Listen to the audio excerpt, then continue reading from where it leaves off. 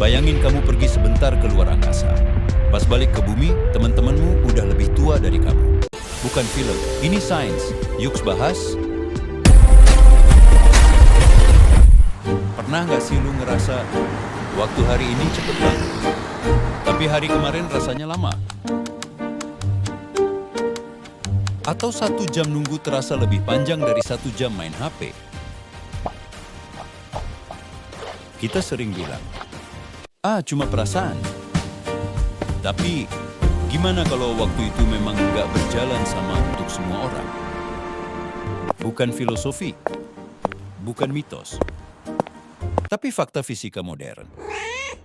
Dan hari ini, kita bakal ngebahas satu konsep yang bikin ilmuwan pun dulu bengong. Dilatasi waktu bisa berjalan berbeda.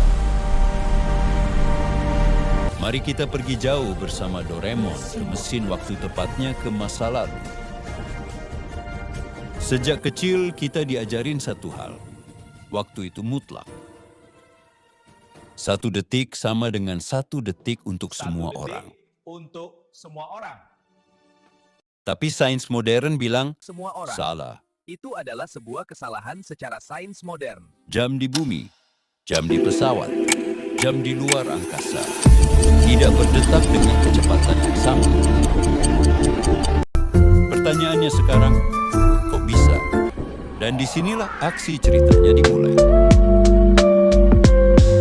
Runtuhnya kepastian Newton. Selama ratusan tahun kita hidup dengan satu keyakinan, waktu itu absolut. 1 detik di bumi adalah 1 detik di Mars. Kita menganggap waktu adalah detak jantung alam semesta yang tidak bisa diganggu gugat. Namun pada tahun 1905, fisika menemui jalan buntu. Cahaya selalu bergerak dengan kecepatan yang sama, tidak peduli seberapa cepat kita mengejarnya. Hukum lama tidak bisa menjelaskan ini. Solusi Einstein. Muncullah Albert Einstein, seorang pegawai kantor paten yang berpikir di luar nurul. Dia mengajukan ide radikal. Bagaimana jika waktu dan ruang itu fleksibel seperti karet? Dari sinilah lahir teori relativitas yang menghancurkan konsep waktu konstan dan mengubahnya menjadi dilatasi waktu. Pertanyaannya, tapi bagaimana mungkin waktu bisa melarang? Mari kita lihat eksperimen yang paling terkenal. Kecepatan adalah rem bagi waktu. Bayangkan ada 2 orang kembar, A dan B. Kembar A tetap di bumi, sementara kembar B pergi ke luar angkasa menggunakan roket yang melaju hampir secepat cahaya, 299.792 km per detik. Paradoksnya, logika kita mengatakan mereka akan menua di kecepatan yang sama. Tapi menurut Einstein, semakin cepat Anda menembus ruang, semakin lambat Anda menembus waktu. Resolusi. Setelah 10 tahun berkelana, kembar B pulang ke bumi. Hasilnya mengejutkan. Kembar B masih terlihat muda, sementara kembar A sudah memiliki keriput dan uban. Bagi kembar B, waktu benar-benar berjalan lebih lambat karena kecepatannya yang ekstrim. Analogi. Mungkin Anda berpikir, itu kan kalau kita naik roket. Tapi tahukah Anda, bahkan tanpa bergerak pun, waktu Anda sedang ditarik oleh sesuatu di bawah kaki Anda. Penjara gravitasi. Sekarang kita turun kembali ke bumi.